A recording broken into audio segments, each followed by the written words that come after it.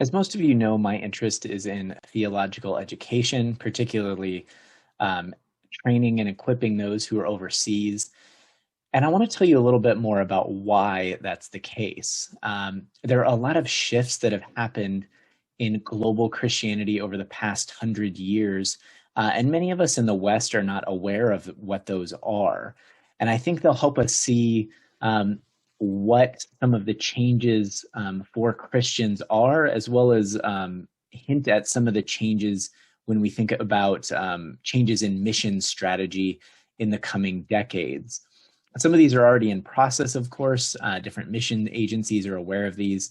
But some of these numbers, I know they're new to me, at least in the last 10 years or so. And so I wanted to record this video just to help educate people really on what are the shifts in global Christianity and what they mean. So this first video, I'm going to just talk about the shifts and what they are. And then in the next video, it'll be on, I'll talk more about what can we do, or where do we go from here. So I'm going to pull up a PowerPoint to share a little bit more about this. So I'm calling this From Every Tribe and Tongue, Changes in Global Christianity and Needs for the 21st Century. So this is brief at least, and of course my bias and primary interest is in theological education. So you'll start seeing how that comes out and the significance of that as we look through this.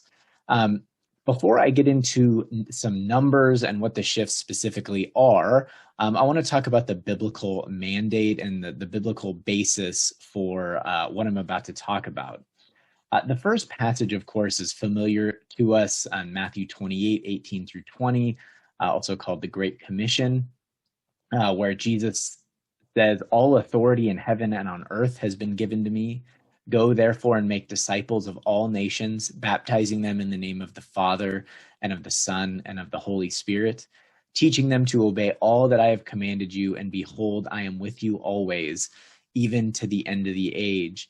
And so this mandate is given to all Christians, which is to take the gospel into all the world and making disciples of all the nations.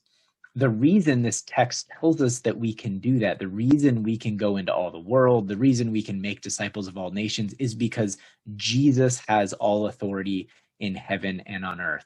That Jesus, as a result of his resurrection, is Israel's Messiah. And as we see in the Old Testament, Israel's Messiah is the king of the whole world. And we see that most explicitly in Daniel 7. And this passage in Matthew 28 actually has some background in Daniel 7. So I want to read this. So before I talk about that or read the passage, Daniel 7 is one of the visions that Daniel has. And this is towards the end of one of his visions where he says, "I saw in the night visions, and behold, with the clouds of heaven there came one like a son of man. And he came to the Ancient of Days and was presented before him.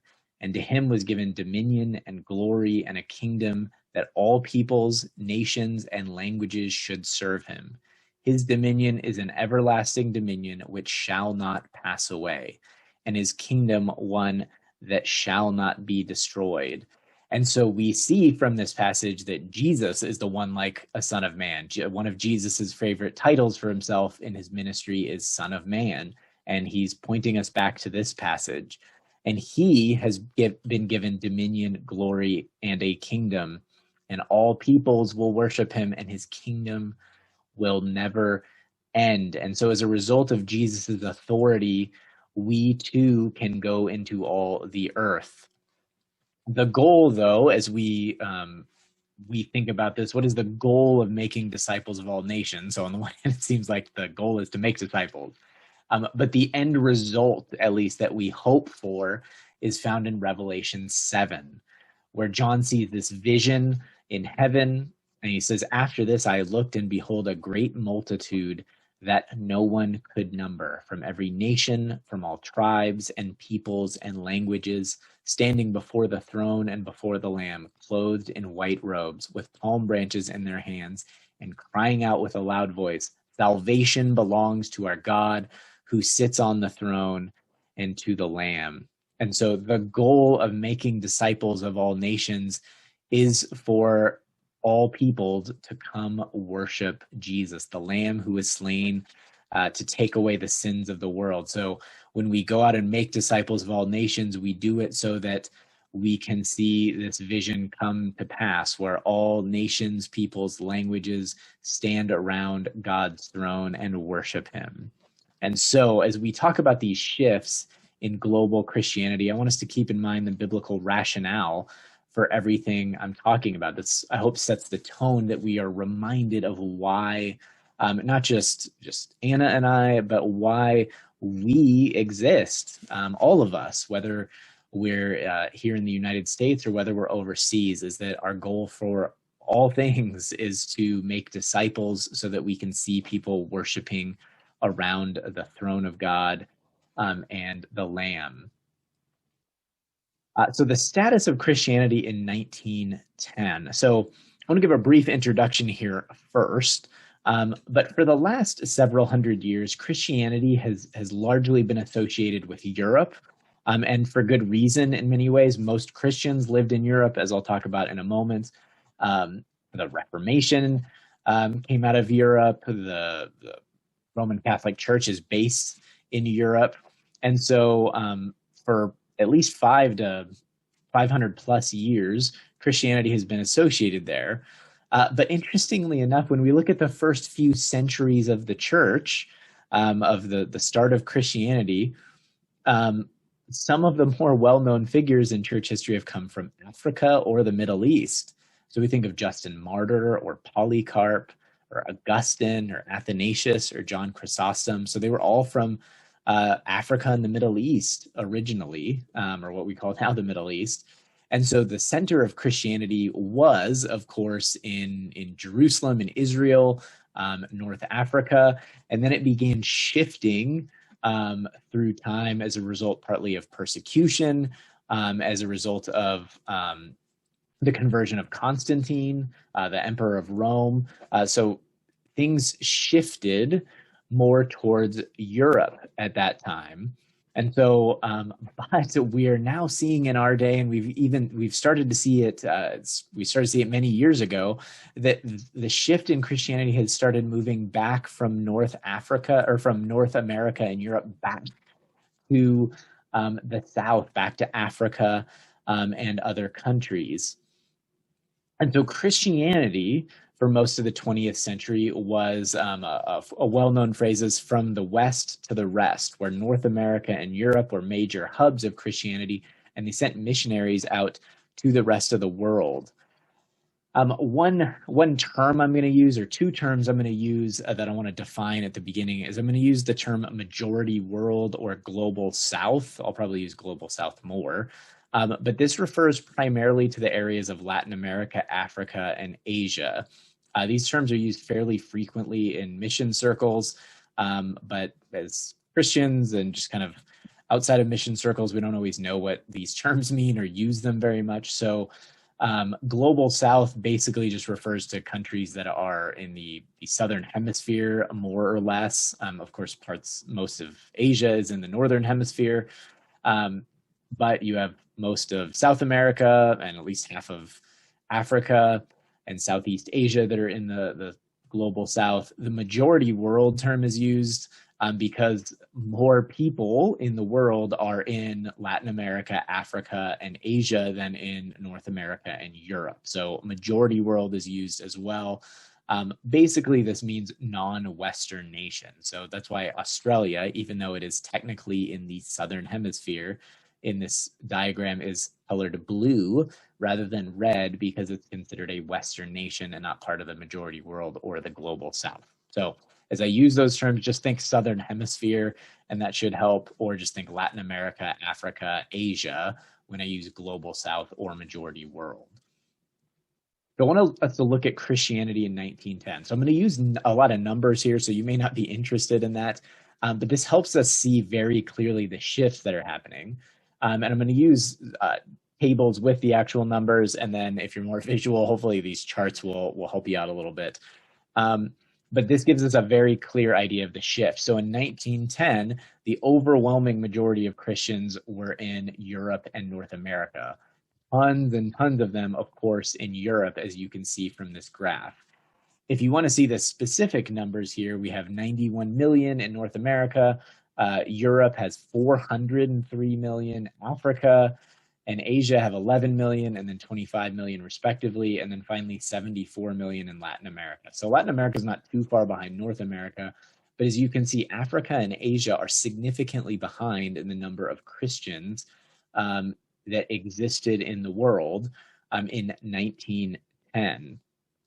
And so when we look at the percentage of Christians that are in the global South, only in 1910, only 18% of Christians are in the global South.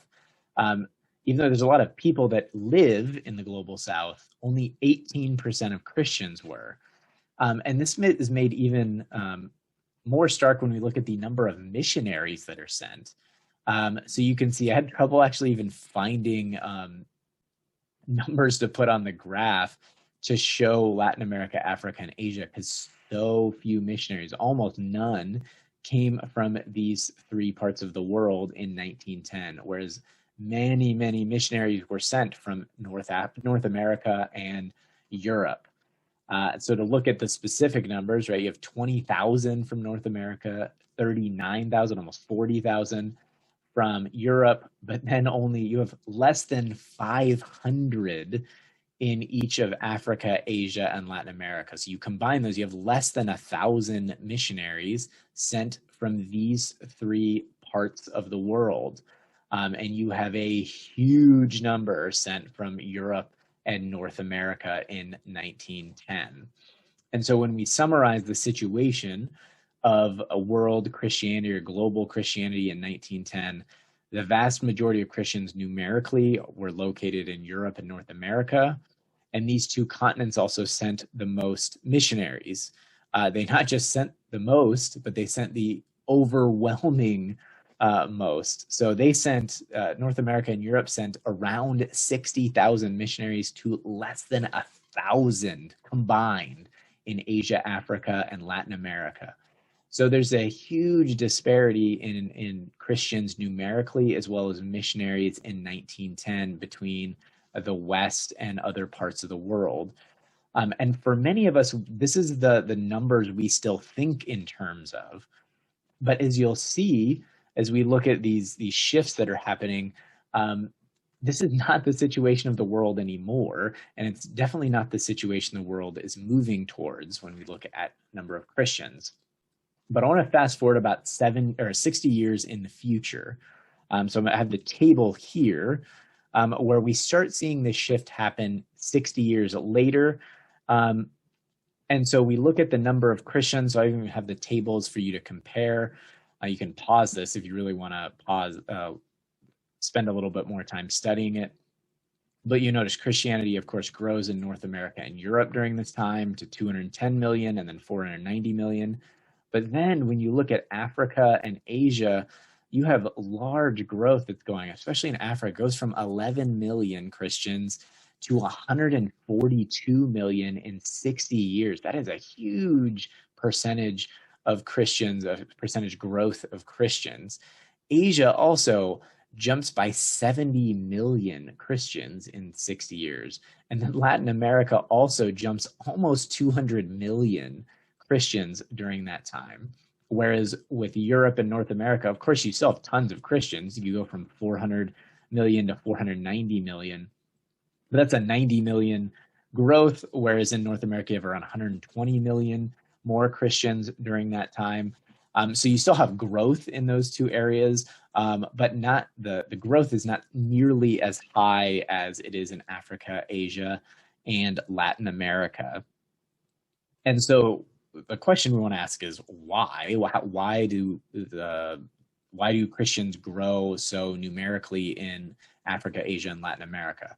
Well, there's probably a number of reasons for it, but one of them is, and this is an encouraging note, is some of this I think demonstrates that the sending of missionaries from Europe and North America in 1910 and after it bore fruit, because Europe and North America sent missionaries to these areas in the global South in large numbers. And we see fruit from those efforts, right? We see more Christians in Africa, Asia, and Latin America, which is where many missionaries were sent. And so that's a positive thing, that we see the goodness of sending missionaries in terms of the growth of Christianity. It's not always a direct cause and effect, but we can see at least that there is some effect from sending missionaries, so many missionaries in the early part of the 20th century. So then you look at another graph here where you can compare the growth, right? And so this is where the change is more significant. So again, you still have Africa and Asia behind where North America and Europe are, but you can see the huge change that takes place there. You also see Latin America surpassing North America in the number of Christians by 1970. And so I should add, this is Christians of all denominations and varieties. So this is Catholic, Orthodox, and Protestant. This isn't just Protestant necessarily. But you can see the big changes that are taking place through this graph. So then when we look at the facts in 1970, you had 18% of Christians in the global south in 1910. Now you have 40%. So it's more than doubled the percentage of Christians in the global south in a 60-year time period. And then I also want to point out, as you can see at the bottom of each of these, I'm trying to put where I got my numbers, just in case you're curious. I didn't just make these up. That I'm trying to cite my sources here, as a good professor always does. So that's from 1910 to 1970. Now we want to look at the current status. So as of 2020, what are the numbers of Christians in these different areas? And so again, you see some more growth in North America and Europe, but not nearly as much. Whereas Africa, Asia, and Latin America, you start seeing Christianity explode by 1920. So Africa, all of a sudden, you have almost 640 million Christians, 640 million. It started 110 years before this with around 11 million. So it's grown by over 600 million Christians in 100 years. Asia now is around 374 million. Latin America has almost 605 million. North America begins to plateau a little bit more with 200 and almost 19 million. And Europe continues growing, but it also is plateauing a little bit, at least in its growth. And this will be a little bit more clear in the graph that you see here in terms of the number of Christians. So you see Africa now has surpassed Europe. Asia is catching up to Europe. Latin America has surpassed Europe. And these trends are just going to continue. And so when we think of the West as the center of Christianity, and as of 2020, that's really not true anymore. It's true in some ways, which we'll talk about when we look at where do we go from here. But in terms of just the sheer number of Christians, Christianity has shifted. It's not in process of shifting. It has shifted from the West to the global South, to the majority world. And so again, this is a better graph where you can see the comparison between 1910, 1970, and 2020, where you see in the last 50 years, Africa has just taken off in its number of Christians, and so has Asia, and so has Latin America, whereas the growth in North America and the growth in Europe is stagnating somewhat. It's growing, but just not nearly as much, of course, as these other countries. So when we pause and look at the facts of 2020, 64% of all Christians are now in the global South. 50 years ago, it was 40%. Now it's 64% of all Christians in the world are in the global South.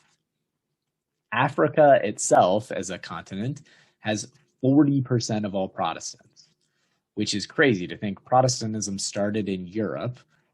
Now Africa is home to 40%, and it's moving in the direction of over half of all Protestants in the world are in Africa. Not yet, but that's the situation, at least, that we have now, is 40% of Protestants are in Africa, 64% of Christians are in the global South.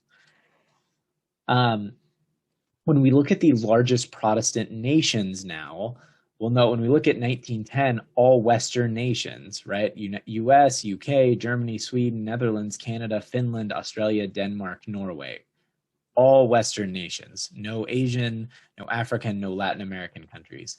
When we jump forward to 2015, which is when I found these numbers at least, you all of a sudden, US is still number one, but now you have Nigeria and Brazil are now 2 and 3 on the list, and UK has been bumped down to number 4.